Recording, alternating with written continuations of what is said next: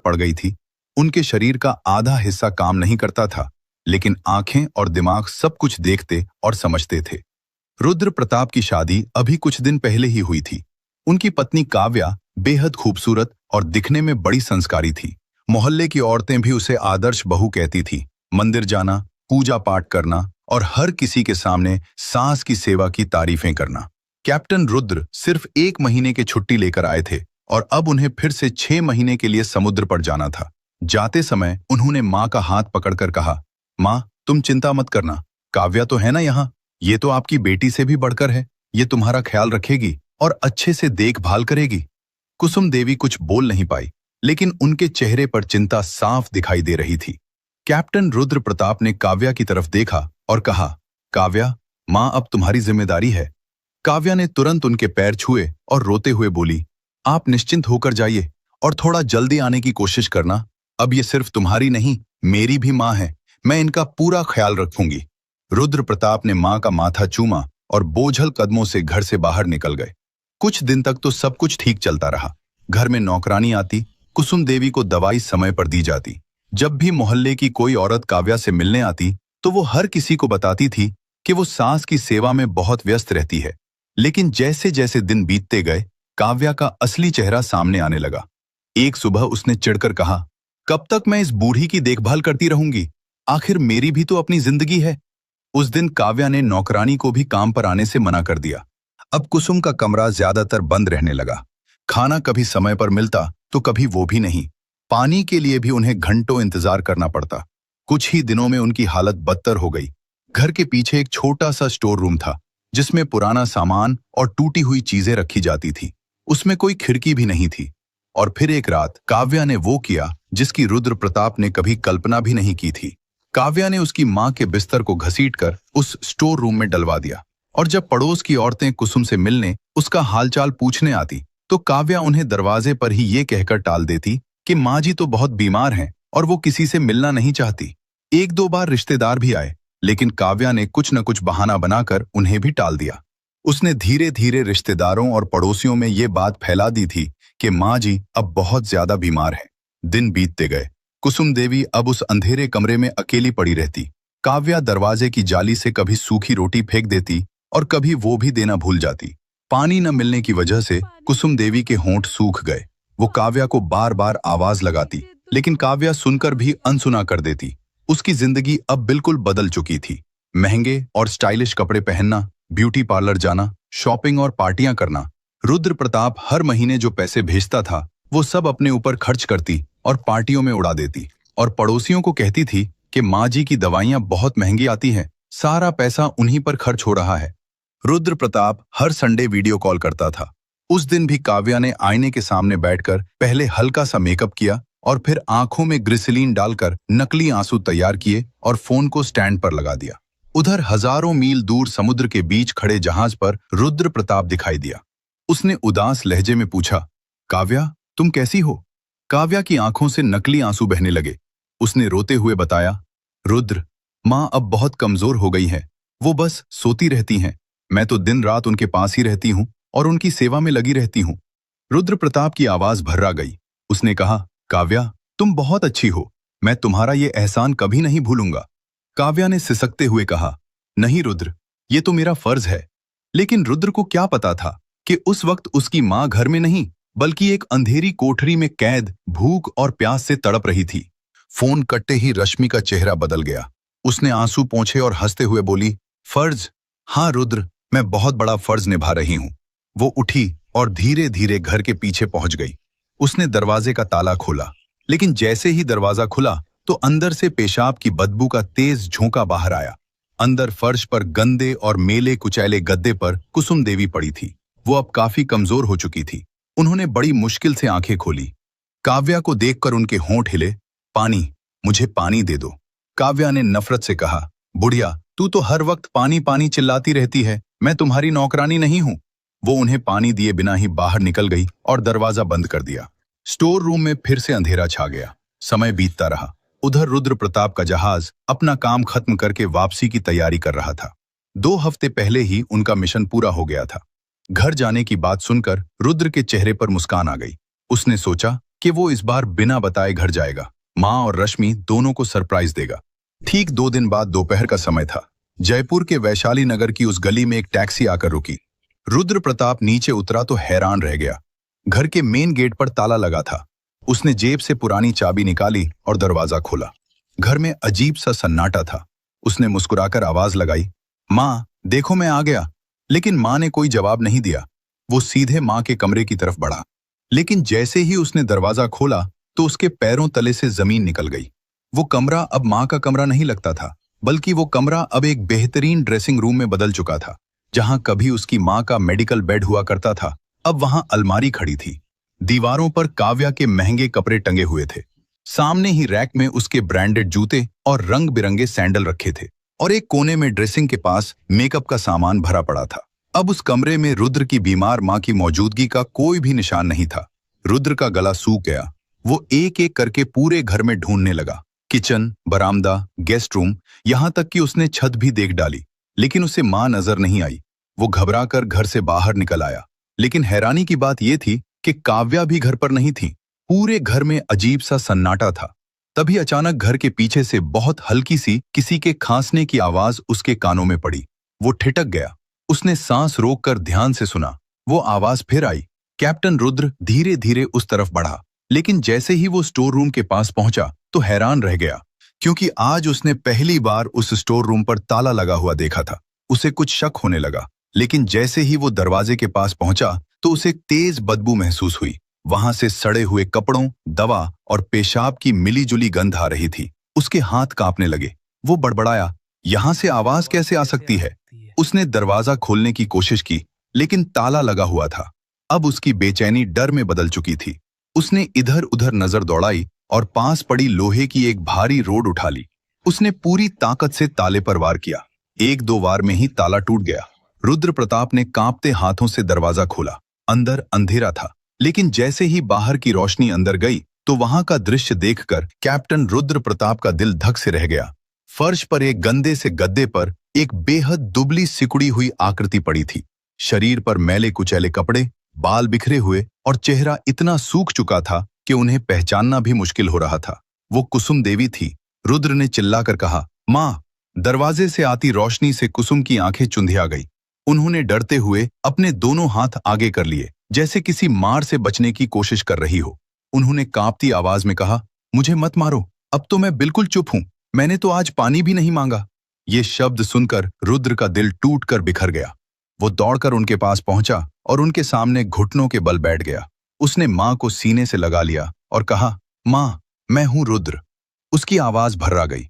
कुसुम देवी ने जैसे ही बेटे की आवाज को पहचाना तो उनकी आंखों से आंसू बहने लगे। उन्होंने बहुत मुश्किल से हाथ उठाया और बेटे के चेहरे को छूकर कहा, तू आ गया बेटा। रुद्र फूट फूट कर रोने लगा।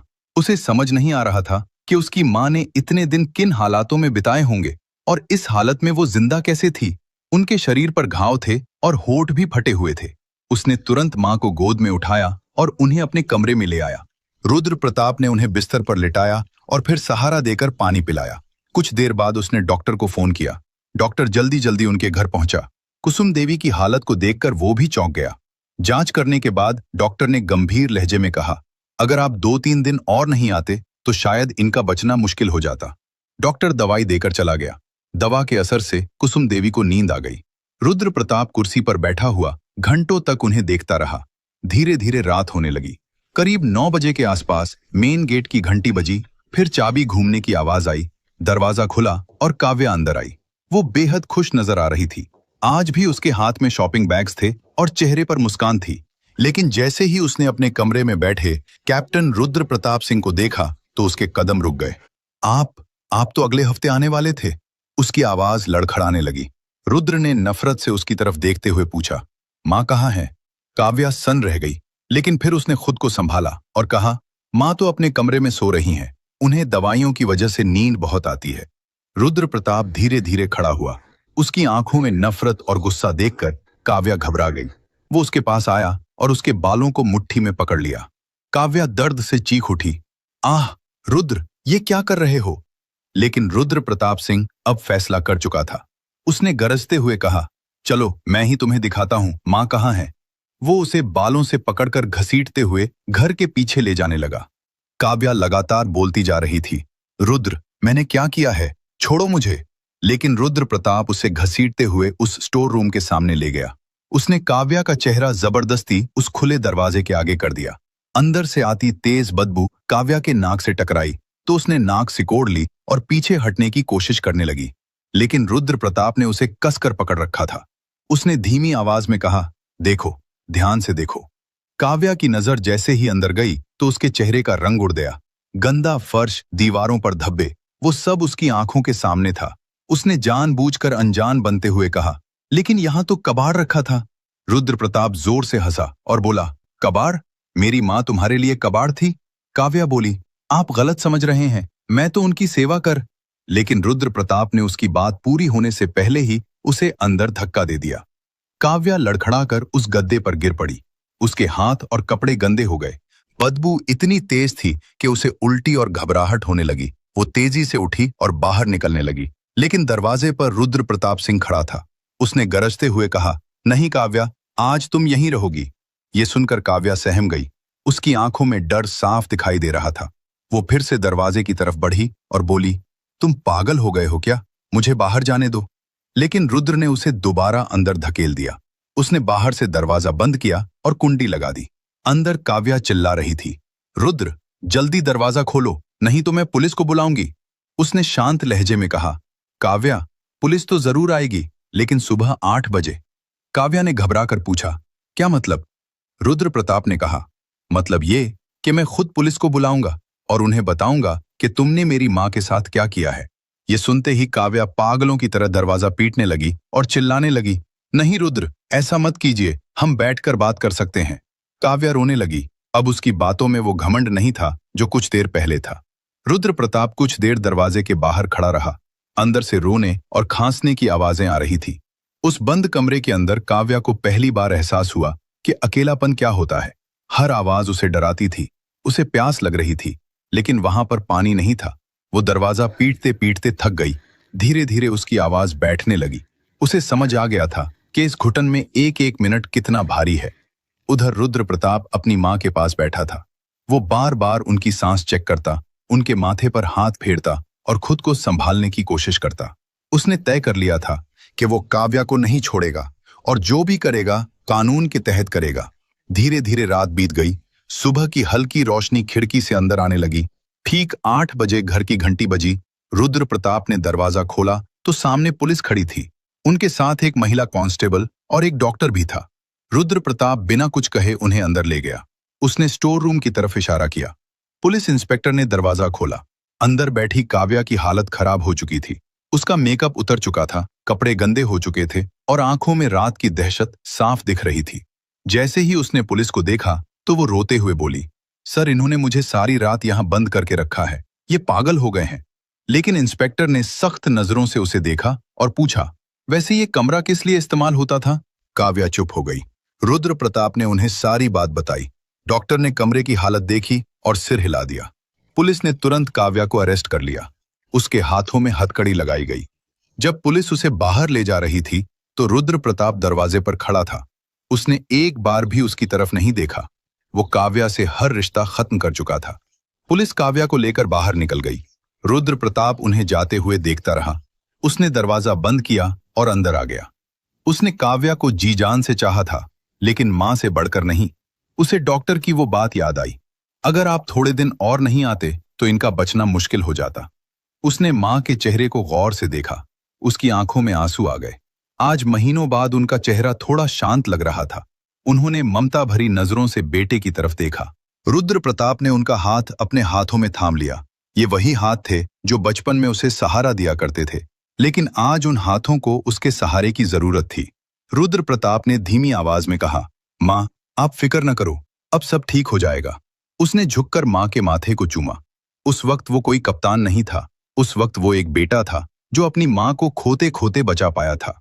कुछ देर बाद एम्बुलेंस आई और कुसुम देवी को अस्पताल ले जाया गया। डॉक्टरों ने उन्हें तुरंत भर्ती किया। कई दिनों तक उनका इलाज चलता रहा। उनका शरीर बहुत कमजोर हो चुका था, लेकिन धीरे धीरे हालत सुधरने लगी। रुद्र प्रताप हर समय उनके पास रहता, उन्हें अपने हाथों से खाना खिलाता और दवाई देता। एक दिन जब कुसुम देवी को थोड़ा होश आया तो उन्होंने रुद्र प्रताप से पूछा, बेटा तूने खाना खाया क्या? यानी इतने दिनों के दर्द के बाद भी माँ का पहला सवाल वही था कि बेटे ने खाना खाया है या नहीं। उसकी आंखें भर आई। उसने धीरे से कहा, माँ मेरी फिक्र मत करो, पहले आप ठीक हो जाओ। उधर पुलिस ने जांच शुरू कर दी थी। पड़ोसियों के बयान लिए गए, डॉक्टर ने मेडिकल रिपोर्ट तैयार की और स्टोर रूम की तस्वीरें सबूत के तौर पर जमा की गई। मामला साफ था। काव्या पर बुजुर्ग के साथ क्रूरता और मारने के प्रयास का केस दर्ज किया गया। और जब अदालत में यह सच्चाई सामने आई तो हर कोई हैरान रह गया, क्योंकि जिस औरत को मोहल्ले के लोग आदर्श बहू समझते थे वो एक निर्दयी औरत थी। कुछ महीनों बाद कोर्ट ने अपना फैसला सुनाया और काव्या को जेल की सजा सुनाई गई। अब उसके चेहरे पर कोई घमंड नहीं, बल्कि सिर्फ पछतावा और आंखों में आंसू थे। वो सब कुछ खो चुकी थी। समय बीतता गया। वो घर अब रुद्र प्रताप के लिए यादों का बोझ बन चुका था। उसने वो घर बेच दिया। वो अपनी मां को लेकर शहर के एक शांत इलाके में आ गया। वहां न कोई डर था और न पुरानी यादें थीं। धीरे धीरे कुसुम देवी की तबीयत बेहतर होने लगी। वो पूरी तरह ठीक तो नहीं हुई, लेकिन अब वो रुद्र के साथ बातें कर सकती थी और मुस्कुरा सकती थी और खुद को सुरक्षित महसूस करती थी। हर शाम रुद्र प्रताप उन्हें व्हीलचेयर पर बैठाकर पार्क में ले जाता। वो दोनों सूरज ढलने तक वहीं बैठे रहते। एक दिन उन्होंने कहा, बेटा भगवान ने तुझे सही समय पर भेज दिया था, नहीं तो मैं तुझे आखिरी बार भी नहीं देख पाती। रुद्र प्रताप ने उनकी तरफ देखते हुए कहा, माँ ऐसी बातें मत करो, मैं अब कहीं नहीं जाऊंगा। कुसुम देवी ने गहरी सांस ली और मुस्कुरा दी। रुद्र ने व्हीलचेयर को आगे बढ़ाया और घर की तरफ चल दिया। इसलिए कहते हैं, बुराई चाहे कितनी भी छिपकर की जाए, लेकिन एक दिन सामने जरूर आती है। दोस्तों, इस कहानी से यही सीख मिलती है कि कभी भी किसी पर आंख बंद करके भरोसा नहीं करना चाहिए, क्योंकि ये भरोसा कभी कभी बहुत बड़ा धोखा बन जाता है और इंसान हमेशा के लिए पछताता रह जाता है, क्योंकि कैप्टन रुद्र प्रताप सिंह की तरह वक्त हर किसी को मोहलत नहीं देता। दोस्तों, अगर आपको कहानी पसंद आई हो तो इसे लाइक और शेयर करें